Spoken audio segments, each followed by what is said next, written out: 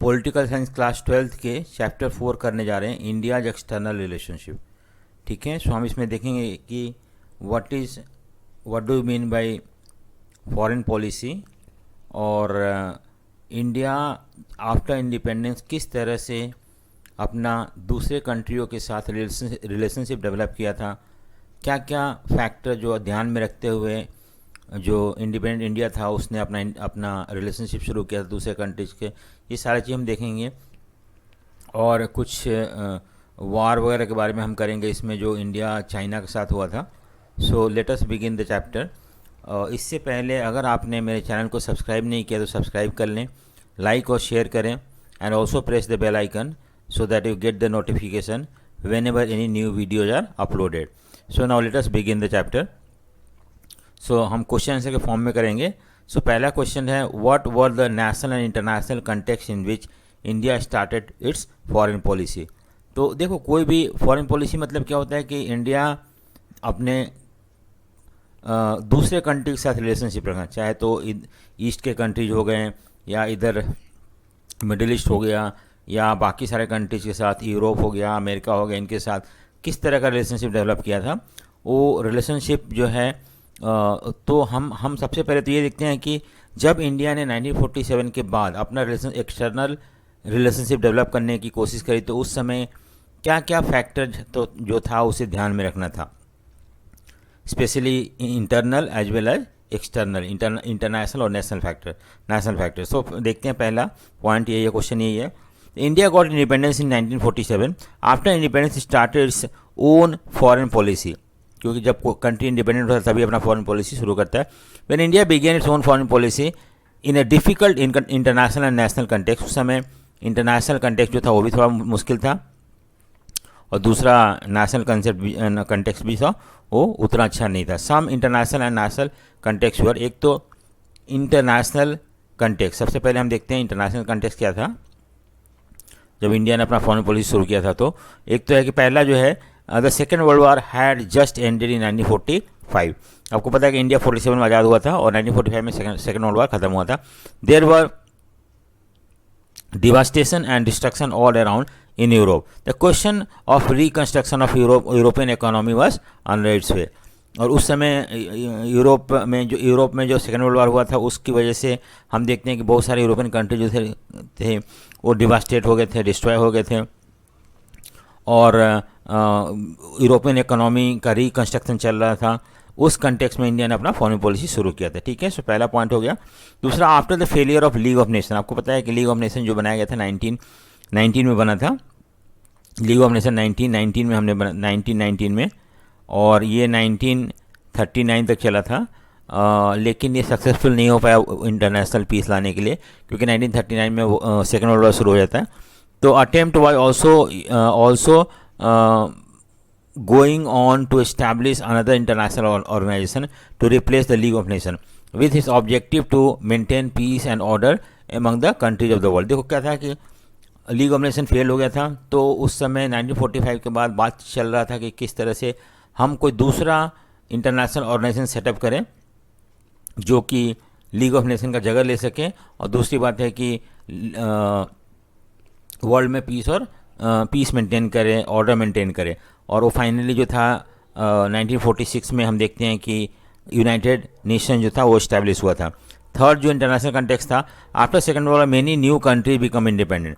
आपको पता है कि उस समय सेकेंड वर्ल्ड वॉर के बाद बहुत सारे कंट्री जो थे वो इंडिपेंडेंट हो गए थे, क्योंकि जो कॉलोनियल पावर थे वो इनफैक्ट वीक हो गए थे, और उस सिचुएशन को फ़ायदा उठा के बहुत सारे यूरोपियन जो एशिया अफ्रीकन कंट्री थे they become independent. So when India got independence at that time cold war had just begun, so India had to develop, ये दूसरे पॉइंट के साथ है, and most of the countries were facing the challenges of welfare and democracy. ठीक है, तो जो country independent हुए थे वो कंट्री जो थे फेस कर रहे थे कौन से चैलेंजेस, अपने यहाँ वेलफेयर लाने का और डेमोक्रेसी लाने का। तो ये भी एक चैलेंज था हर कंट्री जो इंडिपेंडेंट हुआ था उन कंट्री में। और फोर्थ पॉइंट है कि जब इंडिया इंडिपेंडेंट हुआ उस समय कोल्ड वॉर शुरू हुआ था, so India had to develop its own foreign policy in that context. So independent India had to keep all the development that were taking place in the world while developing its foreign policy. ठीक है। सो यहाँ पे हम देखते हैं cold war के बारे में बताया हुआ है कि कोल्ड वार शुरू हुआ था और कोल्ड वार के कंटेक्स्ट में हमें अपना फॉरेन पॉलिसी डेवलप करना था। सो ये चारों चीज़ को ध्यान में रखना था, रख के ही हमें अपना फॉरेन पॉलिसी डेवलप करना था। अब देखते हैं हम डोमेस्टिक फैक्टर क्या क्या था, कौन से डोमेस्टिक फैक्टर थे जो कि हमारे फॉरेन पॉलिसी को गाइड कर रहा था या इन्फ्लुएंस कर रहा था। So the British government had left many international dispute with neighbouring state like China and Pakistan. तो आपको पता है कि जब ब्रिटिश गवर्नमेंट ने बाउंड्री ड्रॉ किया इंडिया का, तो उस समय हमें कुछ डिस्प्यूट थे चाइना के साथ भी, पाकिस्तान के साथ भी। So partition of India 1947 created its own problem. Partition हुआ, उससे पाकिस्तान बना और भी प्रॉब्लम हमें फेस करना पड़ा। There were large scale poverty in India. So third point क्या था कि इंडिया में बहुत ज़्यादा गरीबी था और उसको भी टैकल करना था। Moreover India lack resources to implement foreign policy. और इंडिया एक गरीब कंट्री था उस समय, और उस गरीब country always face problem while implementing their own foreign policy. तो ये भी एक प्रॉब्लम था कि हम अपना फॉरेन पॉलिसी को इम्प्लीमेंट करने के लिए we needed resources and that और we did not have money resources that is needed but we so ये पॉवर्टी था, रिसोर्सेज नहीं था हमारे पास। उसके बाद इंडिया चाइना के साथ डिस्प्यूट था इंटरनेशनल बाउंड्री को लेके, और पार्टीशन के साथ भी कुछ प्रॉब्लम आए थे। सो ये नेशनल इंटरनेशनल कंटेक्स्ट है जिसमें कि हम देखते हैं कि इंडिया का फॉरेन पॉलिसी शुरू किया गया था। ठीक है। सो नेक्स्ट क्वेश्चन देखते हैं, what factor govern the foreign policy of newly develop country. कोई भी डेवलप कंट्री, नया डेवलप कंट्री होता है, उसका फॉरेन पॉलिसी जो है किस किस फैक्टर से गवर्न होता है। So both national and international factor guide the behaviour of national foreign policy. कोई भी कंट्री का फॉरेन पॉलिसी होता है, फॉरेन पॉलिसी में the policy that we keep with the other countries of the world. दूसरे country के साथ जो हम फॉरेन पॉलिसी डेवलप करते हैं, रिलेशनशिप डेवलप करते हैं, अच्छा या खराब, उसको हम उस कंट्री का फॉरेन पॉलिसी बोलते हैं। तो बहुत सारे फैक्टर होते हैं जो गाइड करते हैं। सो पहला था कि national international factor, the developing countries did not have enough resources. एक तो कमी थी रिसोर्सेज की, तो ये एक सबसे बड़ा फैक्टर था। To follow their own foreign policy effectively, so they had to adopt moderate foreign policy, जिससे कि उसे डेवलप कंट्री से रिसोर्सेज मिल सके और अपने आप को डेवलप कर सके। थर्ड पॉइंट है कि they try to follow such foreign policy so that they could establish peace and development in their own neighbourhood. क्योंकि कोई कंट्री जब नया इंडिपेंडेंट होता है तो उसके सामने इतना रिसोर्सेज नहीं होता, इतना उसके पास पावर या रिसोर्सेज नहीं होता है कि वो वार फेस कर सके, और इसलिए वो चाहता है कि उसके नेबरिंग कंट्री में पीस हो। तो इसको भी ध्यान रख के हम अपना फॉरेन पॉलिसी को डेवलप करते हैं। और next, after independence many countries were concern about their security and development. Security मतलब कैसे हम अपने कंट्री को दूसरे कंट्री से प्रोटेक्ट कर सकते हैं, और डेवलपमेंट के बारे में कैसे अपने कंट्री को डेवलप कर सकते हैं। At that time cold war was going on and the two super power USA and USR were ready to give financial and security help to these developing country provided they follow their own foreign policy under their influence. देखो उस समय और एक चीज़ था कि cold war शुरू हो गया था, और कोल्ड वार 1945 के बाद, और यूएसआर जो थे दो सुपर पावर बन गए थे, और ये दोनों कंट्री जो थे डेवलपिंग कंट्रीज़ को या रिसेंटली इंडिपेंडेंट कंट्री को फाइनेंशियल हेल्प देने को तैयार थे, अगर वो उनके मॉडल ऑफ इकोनॉमी को फॉलो करते हैं। अगर यूएसए के कैपिटलिस्ट मॉडल फॉलो करते हैं तो यूएसए पैसा देने को तैयार था अपने इकोनॉमी को रिकन्स्ट्रक्ट करने के लिए। और अगर यूएसएसआर को कोई कंट्री फॉलो करता है उसके प्रिंसिपल को, सोशलिस्ट सिस्टम को, तो यूएसएसआर उसे पैसा देने को तैयार था। ठीक है। फिफ्थ जो था, this led to division of the world into two military camp, western and eastern block. So अब क्या हुआ कि इसी को लेकर जो कुछ कंट्री जो थे अमेरिका को फॉलो करने लगे या कैपिटलिस्ट सिस्टम को फॉलो करने लगे, कुछ कंट्री जो था यूएसएसआर को फॉलो करने लगे या सोशलिस्ट ब्लॉक को फॉलो करने लगे, और इस तरह से वर्ल्ड जो है दो ब्लॉक या वेस्टर्न और ईस्टर्न ब्लॉक में कैंप में बढ़ गया था। और besides their two groups of developing countries, there were also some other country including India who did not want to come under the influence। देखो कुछ कंट्री जो थे वो नहीं चाहते थे यूएसआर को फॉलो करना या यूएसए को फॉलो करना, जैसे इंडिया हो गया नहीं चाहता था, और भी बहुत सारे कंट्री नहीं चाहते थे। तो इन्होंने क्या किया कि इन्होंने एक अपना ऑर्गेनाइजेशन बना लिया जिसको हम नैम बोलते हैं, नॉन एलाइड कंट्री। और इनका जो फॉरेन पॉलिसी था वो इंडिपेंडेंट फॉरेन पॉलिसी था, किसी के दबाव में, यानी कि यूएसए या यूएसआर के दबाव में आके अपना फॉरेन पॉलिसी इन्होंने नहीं डेवलप किया। इनको जो अच्छा लगा वो उन्होंने किया, उसको सपोर्ट किया, ना कि यूएसए या यूएसआर के दबाव में आके इन्होंने। सो इसी को बोलते हैं नॉन एलाइड। तो ये हमारा फॉरेन पॉलिसी का इंपॉर्टेंट अहम हिस्सा था, एलिमेंट था, non aligned, not to join any of the two power block और have our own independent foreign policy. ठीक है, सो नेक्स्ट क्वेश्चन हम देखते हैं। Mention some of the directive principle of state policy in our constitution that emphasize on promoting international peace and security। देखो अब हम अपने कॉन्स्टिट्यूशन की तरफ आते हैं। हमारे कॉन्स्टिट्यूशन में पार्ट थर्ड है और पार्ट फोर्थ है। थर्ड पार्ट है और फोर्थ पार्ट है। तो थर्ड पार्ट जो है फंडामेंटल राइट से डील करता है, फंडामेंटल राइट, और ये directive principle DPSP, directive principle state policy. तो ये जो फोर्थ पार्ट है उस पार्ट में ऐसे बहुत सारे वेलफेयर ऑब्जेक्टिव हैं या what India should follow so that it can bring peace and order in the society, it can help the poor people, ऐसे चीज़ों को डाला गया है। बट ये कंपलसरी नहीं है गवर्नमेंट को मानना ये सब चीज़ को इम्प्लीमेंट करना। अगर गवर्नमेंट को लगता है करना चाहिए तो कर सकता है, लेकिन अगर ना चाहे तो ना भी कर सकता है ये सारे डायरेक्टिव प्रिंसिपल को। तो हमारा क्वेश्चन ये है कि डायरेक्टिव प्रिंसिपल में ऐसे कौन से पॉलिसी हैं जो इंटरनेशनल पीस को, promotion of international peace and security को सपोर्ट करता है।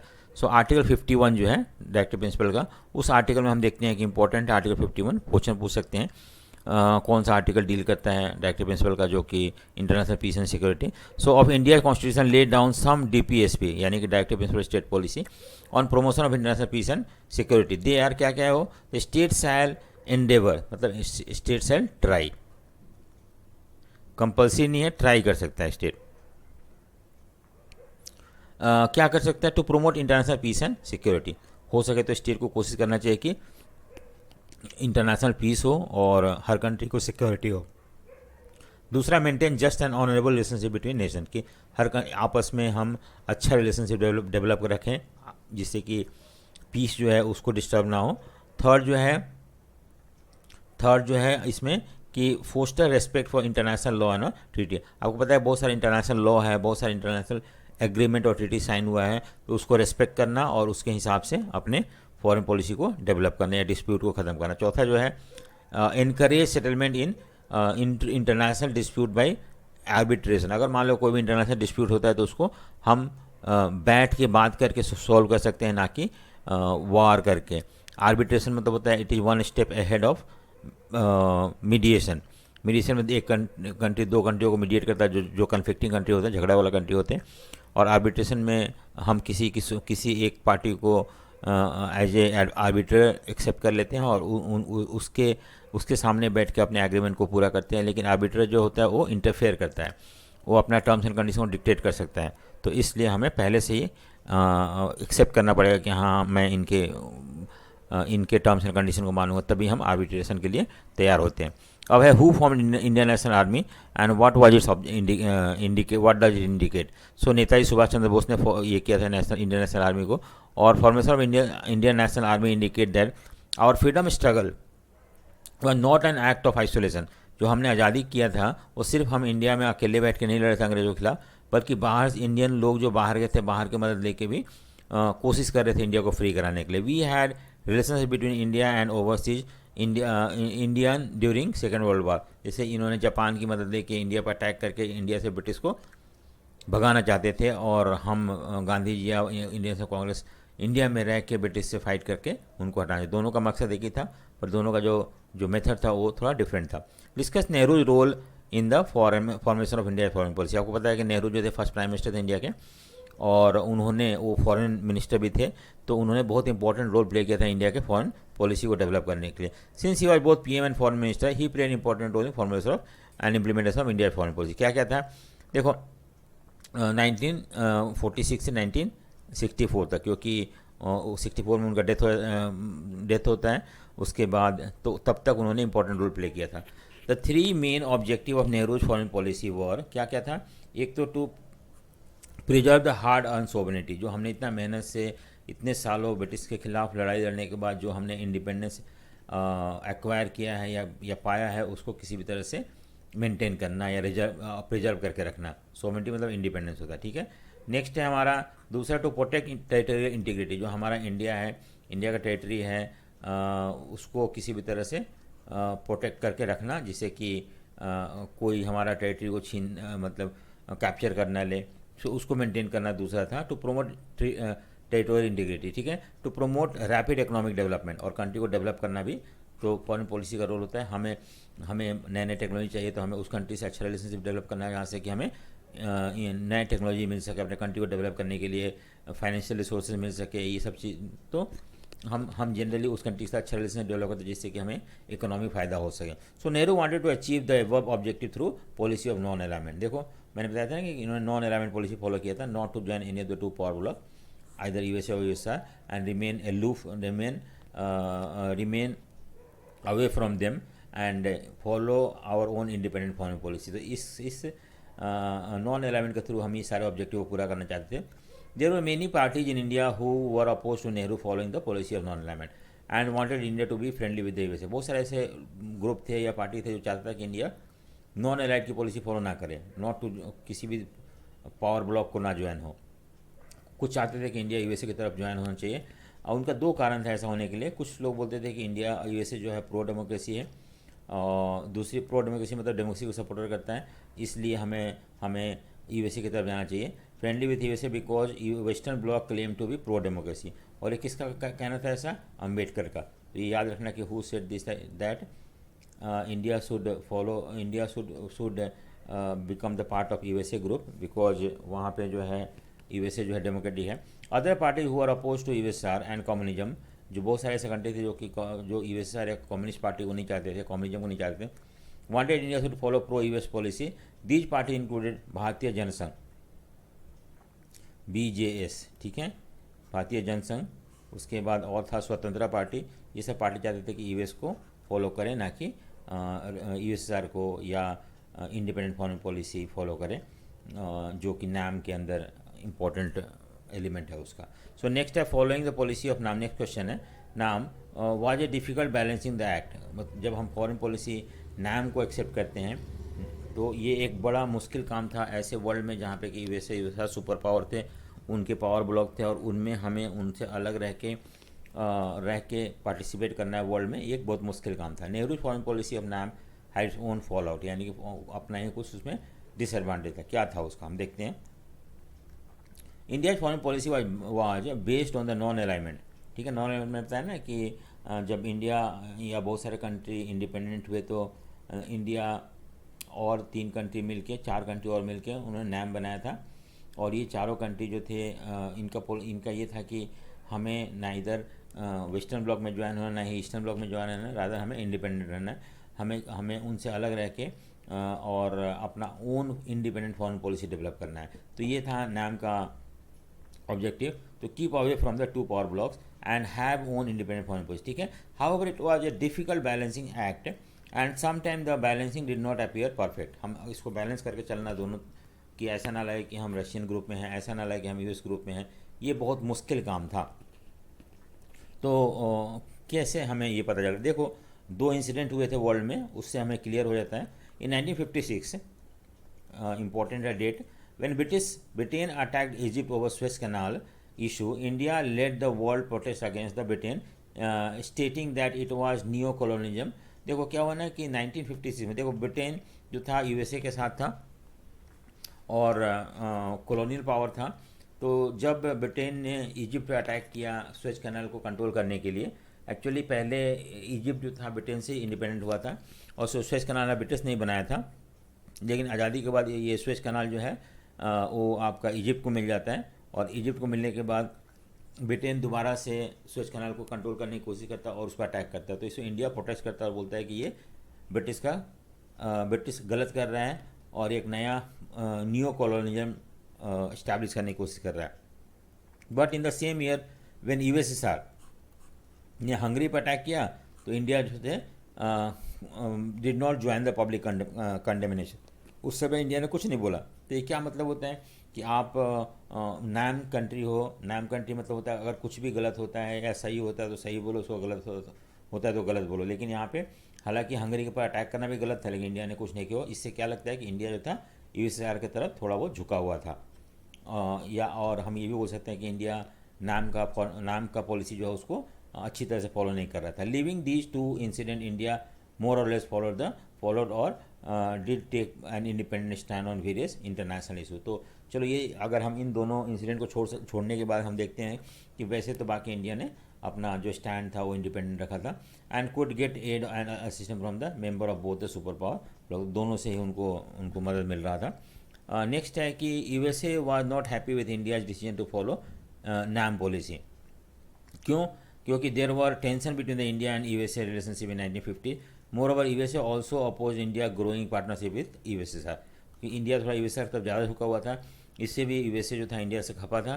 दूसरी बात है कि इंडिया यूएसए नहीं चाहता था कि India non allied policy follow करे और इंडिपेंडेंट फॉरेन पॉलिसी डेवलप करे, और चाहता था कि इंडिया यूएसए की तरफ आ जाए। इससे इंडिया जो था थोड़ा बहुत यूएसए जो था इंडिया से खफा था कि ऐसा को इंडिया कर रहा है। How did the strategy of plan economic development adopted by India affect India foreign policy. आपको पता है कि इंडिया ने 1951 में 5 ईयर प्लान अडोप्ट किया था, जो रशिया से हमने अडोप्ट किया था, और इस प्लान से किस तरह से इंडिया का फॉरेन पॉलिसी अफेक्ट किया था। देखो, the policy of plan economic development made India to emphasise import substitution and export was limited. देखो, हम जब प्लान इकोनॉमी शुरू कर दिए तो India almost become closed economy. Close economy मतलब होता है कि हम दूसरे कंट्री के साथ कोई भी इंपोर्ट, हम बाहर कंट्री से कोई भी इंपोर्ट नहीं करेंगे। हमें ऐसा लगता था कि हम बाहर कंट्री से सामान इंपोर्ट करेंगे तो हमारे कंट्री का जो इंडस्ट्री है, जो सामान बना रहा है, वो बिकेगा नहीं, और इससे हमारा इंडस्ट्री जो है वो अफेक्ट करेगा। तो इसलिए हमने बाहर से सामान मंगाना जो है, इंपोर्ट करना बंद कर दिया। इसको बोलते हैं इंपोर्ट सब्स्टिट्यूशन, और ये सारी चीज़ हम इंडिया में ही बनाना शुरू कर दिए थे। So not only reducing the import of goods from foreign country, rather producing those country in our own country is called import substitution policy। ठीक है, तो this limited India economic interaction with the outside world. तो इससे हमारा दूसरे country के साथ उतना ज़्यादा रिलेशनशिप नहीं हो रहा था। नेक्स्ट है, ठीक है, समझ में आ गया होगा ये क्वेश्चन। अब आता है next, discuss India role of Afro Asian unity under Nehru era. Nehru के समय जो एफ्रो मतलब अफ्रीका, एशियन मतलब एशियन कंट्री के साथ क्या इंटरेक्शन था, क्या रिलेशनशिप था नेहरू के समय, यानी कि 1964 तक। So realizing India size and location and power and potential. देखो, इंडिया एक बड़ा कंट्री था, बहुत इंपॉर्टेंट स्ट्रैटेजिक लोकेशन था इसका, और इस चीज़ को नेहरू समझते थे, और वो चाहते थे कि इंडिया को एक मेजर रोल प्ले करना चाहिए वर्ल्ड में, उसके साइज और लोकेशन को ध्यान में रखते हुए, specially African country, Asian country में। ठीक है, so when Nehru was PM of India he establish contact between India and the other newly establish independent state of Asia and Africa. तो जब ये पीएम बने इंडिया के नेहरू 1947 में, तो इन्होंने जो बहुत सारे इंडिपेंडेंट कंट्री थे एशिया एंड अफ्रीका के साथ, उसके साथ रिलेशनशिप डेवलप करने की कोशिश करी। दो through out 1940s and 1950 Nehru advocated for Asian unity. ये चाहते थे 40 से 50 के बीच में, इन्होंने 50s और 40s में हम देखते हैं कि नेहरू चाहते थे कि एशियन कंट्री जो है वो आपस में, under his leadership India convened Asian relationship conference in March 1947। और इंडिया के लीडरशिप में, नेहरू के लीडरशिप में एक कॉन्फ्रेंस भी किया गया, उसको उसको हम एशियन रिलेशनशिप कॉन्फ्रेंस बोलते हैं। क्या बोलते हैं? Asian relationship conference. और इस कॉन्फ्रेंस में हम डिस्कस करें फ्यूचर के बारे में, एशियन और अफ्रीका और एशियन कंट्रीज़ के। So India put all their efforts to make Indonesia free from Dutch control. देखो, डच जो था, डच मतलब होलैंड के लोग जो थे इंडोनेशिया के ऊपर रूल करते थे। जैसे कि ब्रिटिश जो है इंडिया पर रूल कर रहा था, उसी तरह से डच के लोग जो हैं वो इंडोनेशिया पर रूल कर रहे थे, और उनको फ्री कराने के लिए इंडिया ने बहुत एफर्ट किया। For this India conveyed an international conference in 1949।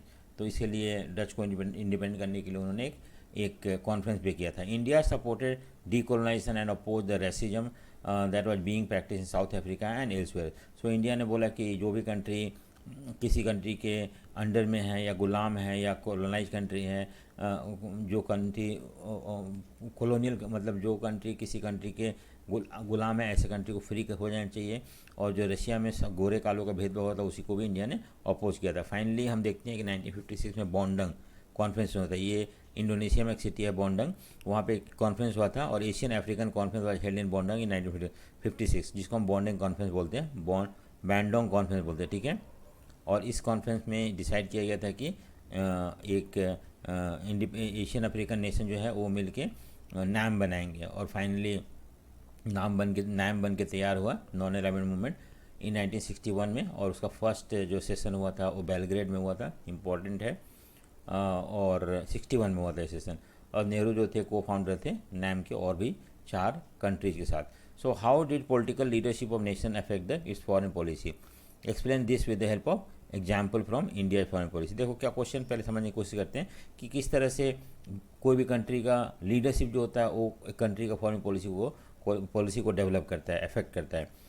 हम देखेंगे इसका एग्जांपल इंडिया से लेके। सो इंट्रोडक्शन क्या है इसके अंदर कि the foreign policy of any nation is govern by the national interest. कोई भी कंट्री का फॉरेन पॉलिसी उस कंट्री का नेशनल इंटरेस्ट, यानी कि हम जो भी इंटरनेशनल अरेना में करते हैं उससे क्या हमारे कंट्री का फ़ायदा हो रहा है कि नहीं हो रहा है, और वो सबसे इंपॉर्टेंट फैक्टर है किसी भी कंट्री का फॉरेन पॉलिसी को जज करने के लिए कि सही है गलत है। At the same time the leadership of any country also affect the foreign policy. To prove this we can take the example of India.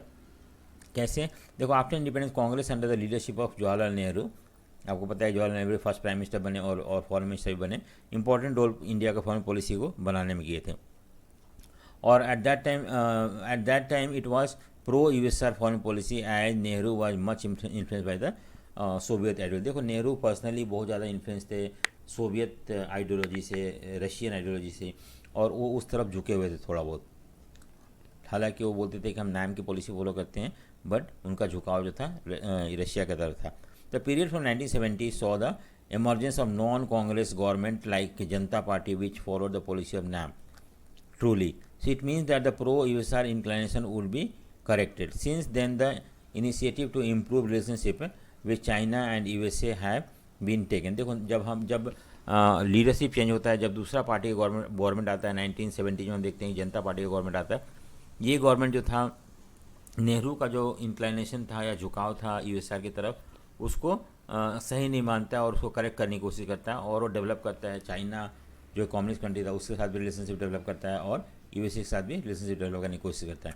After 1990 the ruling parties have been criticise for the pro USA foreign policy.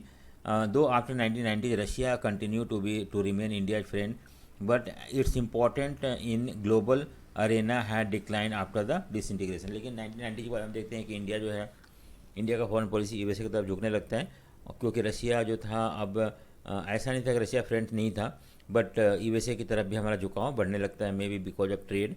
और दूसरी बात है कि USA powerful country नहीं रह गया था। 1991 में हम देखते हैं यूएसए डिसइंटीग्रेट हो जाता है, और उसके बाद वहाँ पे दूसरा फॉरेन पॉलिसी शुरू हो जाता है। As a result foreign policy has shifted from Russia to pro USA. तो इस तरह हम देखते हैं कि रशिया से जो फॉरेन पॉलिसी था शिफ्ट होकर यूएसए की तरफ जाना शुरू हो जाता है। The contemporary international situation is more influenced by economic interest than military interest. This has also impacted India's foreign policy choice. देखो, 1990 के बाद हम तो ग्लोबलाइजेशन का पार्ट बन जाता है इंडिया, और ग्लोबलाइजेशन के पार्ट बनने के बाद हम देखते हैं कि इंडिया का फॉरेन पॉलिसी जो था वो अब इकोनॉमिक इंटरेस्ट इंडिया के लिए ज़्यादा इंपॉर्टेंट होता है, ना कि मिलिट्री और दूसरा कोई इंटरेस्ट। और इसलिए हम बाकी सारे डिफरेंसेस को इग्नोर करते हुए हम इकोनॉमिक इंटरेस्ट को पूरा करने की कोशिश करते हैं, और we try to keep good relations with those country through which we can get economic aid, या जहाँ पे हम अपना सामान बेच सकें। ठीक है। Since 2004 after the coming of the BJP government at the centre, और foreign policy has become more vibrant. तो हम देखते हैं मोदी के आने के बाद हमारा जो फॉरेन पॉलिसी है वाइब्रेंट हो गया है, यानी कि हम वर्ल्ड में करीब सारे कंट्री के साथ अच्छा रिलेशनशिप डेवलप करने की कोशिश कर रहे हैं। India has dictated its own terms and condition almost everywhere in the world. अब हम अपने शर्तों पे किसी भी कंट्री के साथ रिलेशनशिप रखते हैं, क्योंकि हमारा कंट्री पहले के मुकाबले बहुत डेवलप एंड पावरफुल हो गया। We have been able to defeat Pakistan over Jammu and Kashmir in all the international platform including India. और इस तरह से हमने हमारा जो this itself indicate that India is a powerful country, और कोई भी कंट्री इंडिया के सोवरेनिटी पे खतरा करने की कोशिश करता है तो उस समय हम इस कंट्री को डिफीट भी कर सकते हैं या उससे वार भी कर सकते हैं। नेक्स्ट है डिफाइन फॉरेन पॉलिसी। अब देखो क्वेश्चन है कि फॉरेन पॉलिसी होता क्या है। मैंने बता रखा हूँ इससे कि फॉरेन पॉलिसी मतलब relationship that a country develop with the other countries of the world. So foreign policy means the political, ये पॉलिटिकल होता है, डिप्लोमेटिक होता है, और relationship that a countries of the world, ठीक ठीक है। It is generally guided by national interest while the determining foreign policy domestic and international situation are also taken into consideration. ठीक है, सो हमने देखा कि फॉरेन पॉलिसी जो क्या होता है, एक पॉलिटिकल डिप्लोमेटिक रिलेशनशिप होता है अदर कंट्रीज़ के साथ, और ये जो होता है हमेशा गाइडेड बाय नेशनल इंटरेस्ट होता है, लेकिन हम इंटरनेशनल कंटेक्स्ट को भी ध्यान में रखते हैं और डोमेस्टिक फैक्टर को भी ध्यान में रखते हैं, अपना कंट्री का फॉरेन पॉलिसी डेवलप करते हैं। नेक्स्ट है, how did India and China conducted their relationship in post independent era up to 1962। देखो आपको पता है कि जो चाइना जो था 1949 में इंडिपेंडेंट हुआ था, और उसके बाद वो भी धीरे धीरे डेवलप होने लगता है, और इंडिया 1947 में हुआ था, और उसके बाद इंडिया चाहता है कि चाइना और इंडिया दोनों मिल के, क्योंकि दोनों बड़े एंड पावरफुल कंट्री थे उस समय एशिया में स्पेशली, तो इन दोनों कंट्री मिल के काम करे। सो देखो क्या होता है, करते हैं कि नहीं करते हैं, और क्यों लड़ाई हो जाता है, क्यों वार हो जाता है। देखो China got independence 1949। In the beginning India and China had a good relationship. शुरू में तो इंडिया चाइना का अच्छा रिलेशनशिप था। Some of the issues on which there were cooperation between India and China. तो शुरू में कौन कौन से ऐसे इशू थे जिसमें दोनों कंट्री कोऑपरेट करते थे, दोनों कंट्री सपोर्ट करते थे। When China declares independence in 1949, India was one of the first country to recognise China the Chinese communist government. So ये एक इंडिया का अच्छा पहल था चाइना की तरफ। जब चाइना इंडिपेंडेंट हुआ था उस समय इंडिया एक पहला कंट्री था जो कि चाइना को रिकॉग्नाइज किया था as a independent country. Nehru was much influenced, much concerned about the China who was coming out of the shadow of Western dominance and helped the new government in international forum। और इन्होंने in fact बहुत मदद किया था China को international Arena में, और support भी किया था। और इस तरह से हम देखते हैं कि, और एक सबसे बड़ा चीज़ था कि जो सिक्योरिटी काउंसिल का परमानेंट सीट था वो इंडिया को मिलने वाला था, लेकिन इंडिया को ऐसा लगा कि ये हमें नहीं चाहिए, और उसने चाइना को दे दिया। आज चाइना 5वां कंट्री है जो कि परमानेंट मेंबर है सिक्योरिटी काउंसिल के। सो इस तरह से इंडिया ने सपोर्ट किया था। Some of the Indian leaders like Vallabhbhai Patel were worried about the possible Chinese attack. देखो कुछ लीडर्स थे इंडिया में, जैसे पटेल थे, उनको लगा था चाइना का इंडिया पर अटैक ना कर दे, और ऐसा हुआ भी, चाइना ने अटैक कर दिया इंडिया के ऊपर। ठीक है, attack in the future, but Nehru did not think so. For very long Chinese borders were guided by paramilitary forces not by army. Paramilitary force मतलब वैसे होम गार्ड वगैरह जो होते थे दोनों कंट्री के बॉर्डर पे होते थे, आर्मी भी नहीं लगाया गया था। लेकिन 29 अप्रैल 1959 को दोनों कंट्री ने पंचशील साइन किया था। इंपॉर्टेंट है पंचशील, पंचशील मतलब 5 एलिमेंट है इसके अंदर, और दोनों कंट्री उस 5 एलिमेंट पे एक्सेप्ट किए थे। 5 प्रिंसिपल जो थे, पीसफुल कोएग्जिस्टेंस, जिससे कि हम दोनों कंट्री पीसफुली रह सके, वो सारे एलिमेंट थे इसके अंदर। It was sign by Indian prime minister Nehru and Chinese premier Zhou Enlai. ठीक है, इंपॉर्टेंट है, याद करना है इसको कि कौन 2 मिनिस्टर थे इंडिया के जो उन्होंने पंचशील साइन किया था, और कब हुआ था, 1954 में हुआ था। ठीक है, it was a step towards stronger relationship between the 2 country. ठीक है, the leaders of both the countries visited each other and were greeted by large and friendly crowd. तो हम इंडिया के बहुत सारे लीडर चाइना गए, चाइना के बहुत सारे लीडर इंडिया में, और इससे दोनों कंट्री ने एक दूसरे को ग्रेट किया। ठीक है, लेकिन ऐसा कंटिन्यू नहीं रहा बहुत सालों तक। 1962 में इंडिया और चाइना इनफैक्ट इंडिया पे इन्वेट कर देता है, और वही इन्वेशन को हमें यहाँ एनालाइज करने जा रहे हैं नेक्स्ट क्वेश्चन में। After independent both the countries develop friendly relationship with the each other. Strain and tension begin to develop between the 2 country late in 1915। क्या था, कौन कौन सा इशू पे इंडिया और चाइना को टेंशन था? एक तो तिब्बत इशू के ऊपर। सो तिब्बत जो था, आपको पता है कि इंडिया के नॉर्थ में स्पेशली नेपाल के साथ भूटान है, भूटान के बाद तिब्बत है, वहाँ पे भूटान के ऊपर जो है तिब्बत है। तो वहाँ पे हम देखते हैं कि देखो चाइना अनेक्स तिब्बत इन 1950। चाइना तिब्बत को कैप्चर कर लेता है and remove the buffer state between the 2 country. India और चाइना के बीच में जो था बफर स्टेट मतलब एक in between 2 country, big and powerful country और राइवल कंट्री, अगर कोई दूसरा कंट्री होता है उन दोनों के बीच में, तो एक तरह से वार को बढ़ावा कम मिलता है। सो वही था buffer state. The Indian government did not oppose this openly as more information came in about suspension of Tibetan culture and Indian government grew uneasy. जब कि चाइना ने तिब्बत को अटैक कर लिया तो इंडिया ने इतना रिएक्ट नहीं किया, लेकिन जब हमें ये न्यूज़ आया कि चाइनीज गवर्नमेंट जो है, चाइनीज आर्मी जो है तिब्बत के लोगों के कल्चर को सप्रेस करने की कोशिश कर रहे हैं, तो इंडिया थोड़ा सा परेशान हो गया उससे। The Tibetan spiritual leader Dalai Lama जो था वहाँ से भाग के इंडिया आके इंडिया में पॉलिटिकल असाइलम ले लेता है और इंडिया में रहता है 1959 से रहते हैं वो, और आज भी रह रहे हैं। 59 को इंडिया आए थे उन्होंने, जो कि बुद्धिस्ट लीडर थे, दलाई लामा स्पिरिचुअल लीडर थे। China blamed Indian government for allowing anti Chinese activity to take from the within the. China बोलता है कि इंडिया जो है अपने यहाँ चाइना के खिलाफ, स्पेशली तिब्बत के लोग जो हैं उनको अपने यहाँ शरण देता है और उनको चाइना के खिलाफ प्रिपेयर करता है। तो ये था एक तो पहला इशू। दूसरा इशू जो है बाउंड्री डिस्प्यूट। बाउंड्री डिस्प्यूट क्या था कि boundary dispute came up between India and China. India claim that the boundary issue was settled by colonial time, but China refuse to accept the boundary settlement done by British. तो क्या हुआ कि British India में जब था तो उसने India को पार्टीशन करने से पहले एक बाउंड्री कमीशन सेटअप किया था, और वो कमीशन जो इंडिया और चाइना के बाउंड्री को सेटअप करना था उसका नाम था मैकमोहन कमीशन, और उस कमीशन ने एक बाउंड्री ड्रॉ किया था, और उसके बाद इंडिया का जो नॉर्दर्न पार्ट है वो बाउंड्री क्रिएट हुआ था। लेकिन जब चाइना इंडिपेंडेंट होता है तो वो बोलता है कुछ सालों बाद, वो बोलता है कि जो बाउंड्री लाइन ड्रॉ किया गया है वो उससे पूछा नहीं गया था, और क्योंकि उस समय जब ड्रॉ किया था उस समय चाइना जो था फॉरेन पावर के अंडर में था। लेकिन जब इंडिपेंडेंट हुआ तो उसे लगा कि बहुत सारे चाइनीज़ टेरिटरी इंडिया के अंडर इंक्लूड कर दिया गया, और उससे इंडिया और चाइना का रिलेशनशिप, और वो डिमांड करने लगा इसको, तो इससे इंडिया और चाइना का रिलेशनशिप धीरे धीरे खराब होने लगा। The main dispute was about the western and the eastern and, that is in Jammu and Kashmir. दोनों तरह था। जम्मू एंड कश्मीर में कुछ एरिया था जो जो जो चाइना बोल रहा था कि इंडिया में चला गया, और अरुणाचल प्रदेश में कुछ एरिया था जो कि चाइना बोल रहा था वो इंडिया में आ गया। Chinese claim 2 regions within the Indian territory. एक स्काई चीन एरिया था जो लद्दाख में था, और अरुणाचल प्रदेश का बहुत सारे पार्ट जो था, जो कि हम नेफा बोलते हैं, नॉर्थ ईस्टर्न फ्रंटियर एजेंसी, वो भी चाइना बोल रहा था कि हमारा है। Between 1957-1959 the Chinese occupied the sky Chin area. Sky Chin area जो जम्मू एंड कश्मीर में, उसको ऑक्यूपाई कर लेते हैं, और वहाँ पे स्ट्रेटेजिक रोड बनाना शुरू कर देते हैं, जिससे कि दोनों कंट्री के बीच में डिफरेंसेस बढ़ना शुरू होता है। सेवरल स्मॉल बॉर्डर स्किर्मिश, कुछ झड़प होता है दोनों आर्मी के बीच में बॉर्डर पे of the to countries took place. China launched A Swift and massive invasion इन 1962। अक्टूबर में चाइना इन्वेट कर देता है बहुत तेज़ी से और बहुत बड़ा invasion on both the disputed region, Jammu and Kashmir में भी और कुछ अरुणाचल प्रदेश में भी।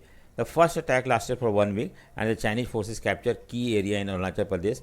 The second wave of attack came next month. तो पहला अटैक में उन्होंने अरुणाचल प्रदेश के बहुत सारे एरिया को कैप्चर कर लिया, और दूसरा नेक्स्ट मंथ फिर से अटैक किया। While Indian forces could block the Chinese advances on the western front in Ladakh, in the east Chinese manage to advance up to the entry point of Assam.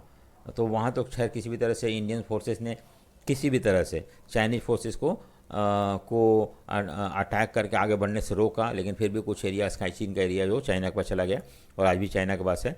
लेकिन जो नॉर्थ ईस्टर्न पार्ट में अरुणाचल प्रदेश से जो entry हुआ था Chinese forces का, वो असम तक पहुंच गए। Finally China declare unilateral cease fire and its troop withdraw to where they were before. और बाद में दोनों कंट्री के बीच में एग्रीमेंट होता है, एग्रीमेंट में सीज फायर कि हम एक दूसरे पर अटैक नहीं करेंगे, और फिर चाइनीज आर्मी जो असम तक आ गया था वो वापस चला जाता है वार से पहले का पोजीशन में। So the invasion began. ठीक है, अब देखो इस वार का क्या रिजल्ट होता है, कॉन्सिक्वेंसेस क्या होता है जो 1960 में वार हुआ था। द चाइनीज वार डेंटेड और मेड होल और expose India's image at the home and the abroad. इस वार की वजह से इंडिया का नाम खराब हो गया था, इंडिया के अंदर भी और इंडिया के बाहर भी। India had to approach to America and Britain for military assistance. USSR remain neutral during the war. USSR का न्यूट्रल रहने का कारण क्या है कि यूएसआर और चाइना जो था दोनों में एक ही तरह गवर्नमेंट था, तो चाइना यूएसआर ओपनली इंडिया को सपोर्ट नहीं कर सकता इस इशू पे, तो इसलिए यूएसआर न्यूट्रल रहा। लेकिन अमेरिका और ब्रिटेन से मदद मांगी गई, लेकिन उन्होंने दिया नहीं। Due to this war the defeat of India there was a sense of national humiliation. राष्ट्र का अपमान हुआ, and at the same time strengthen the spirit of nationalism. और लोगों के अंदर देशभक्ति बहुत ज़्यादा आया उस समय जब चाइना ने इंडिया पर अटैक कर दिया था। Some of the top army commanders either resign or retired. बहुत सारे ऐसे आर्मी कमांडर थे जिनको लगा कि उन्हें जीतना चाहिए था, लेकिन जीत नहीं पाया वार को, तो उन्हें रिजाइन कर दिया या रिटायर हो गए। Close to Nehru's close associate and the then defence minister V Krishna Menon had to leave the country. Cabinet, वो कैबिनेट मिनिस्टर थे, उन्होंने डिफेंस मिनिस्टर थे, उन्होंने अपना रिजाइन कर दिया। Nehru own stature suffered as he was severely criticize for his wrong assessment of the situation. Nehru को भी क्रिटिसाइज किया गया क्योंकि वो प्राइम मिनिस्टर थे, फॉरेन मिनिस्टर थे, उनको ऐसा सिचुएशन से अपने आप को प्रिपेयर करके रखना चाहिए था, लेकिन उन्होंने नहीं किया था। उनको लग रहा था कि चाइना कभी इंडिया में अटैक ही नहीं करेगा, सो और प्रिपेयर नहीं कर सकते। तो for the first time no confidence motion was pass. देखो इंपॉर्टेंट है, पहली बार नेहरू के खिलाफ नो कॉन्फिडेंस मोशन कि हमें इस सरकार पर भरोसा नहीं है।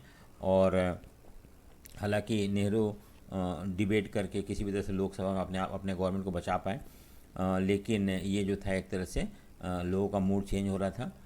हम देखते हैं कैसे पॉलिटिकल मूड इनफैक्ट। अब नेक्स्ट है इम्पैक्ट ऑफ अपोजिशन। तो ये तो हो गया रूलिंग पार्टी पे क्या असर पड़ा था, नेहरू या उनके कैबिनेट मिनिस्टर थे, लेकिन अपोजिशन जो थे उन्होंने किस तरह से इस वार को रिएक्ट किया था। India conflict with China, tension between Soviet union and China created difference with in the communist party.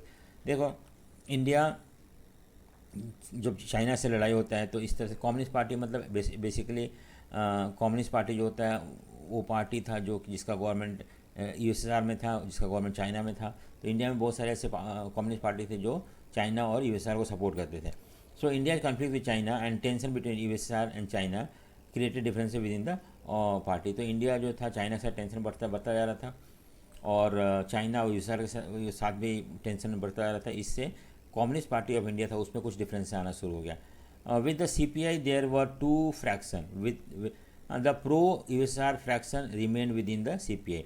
जो लोग रशिया के साथ थे, जो कम्युनिस्ट पार्टी ऑफ इंडिया जो था उसके अंदर जो था बहुत सारे ऐसे लोग थे जो कि रशिया के साथ थे, यूएसआर के साथ थे, ये सीपीआई में ही रह गए। और जो लोग जो थे चाइना को सपोर्ट करते थे वो इस ग्रुप से, इस पार्टी से बाहर आ गए और उन्होंने अपना दूसरा पार्टी बना लिया।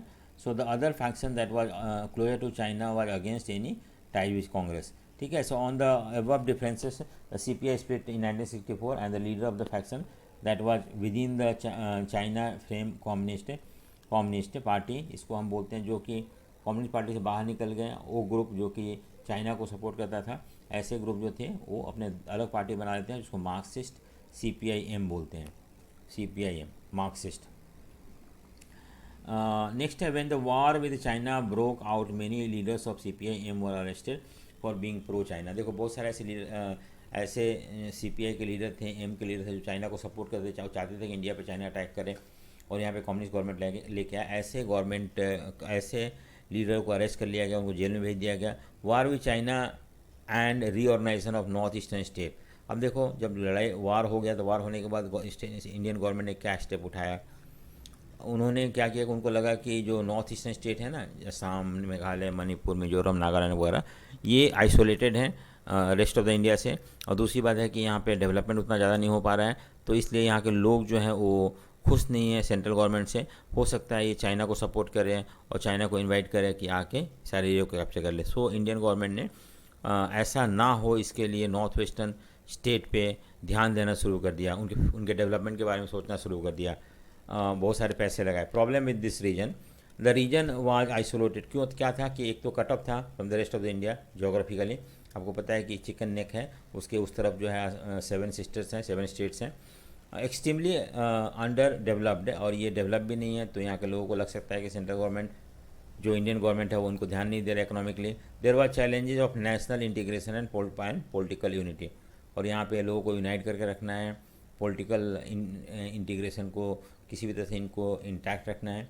तो ये सारे कुछ प्रॉब्लम थे यहाँ पे। कॉन्सिक्वेंसेस क्या हुआ, the process of reorganisation began soon after the Chinese war.